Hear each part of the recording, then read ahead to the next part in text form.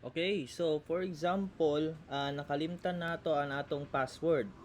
Pero nadumduman nato atong username except our password, no? So nakalimtan nato. So what you gonna do is below this button, you're gonna see here forgot your password.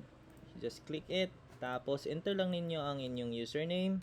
So in my case, this is John Michael, and then the secret question nga giayo sa inyo during your account registration. So in my case, this is the first name and the answer is Tito. So I just click submit, and then I will be prompted to enter a new password. So what's the new password now? So this will be my new password.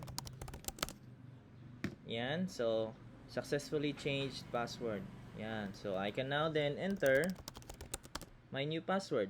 But by the way, kani siya nga account is wala pa ni siya ma-activate. That's why mao ni ang atong nakita karon. So once you register your account and it is not yet activated, so this window will pop up. But once it is activated, mo redirect na dayon ka dito sa atong dashboard. So but this signifies also that our change password renewal is successful. So just gonna click OK.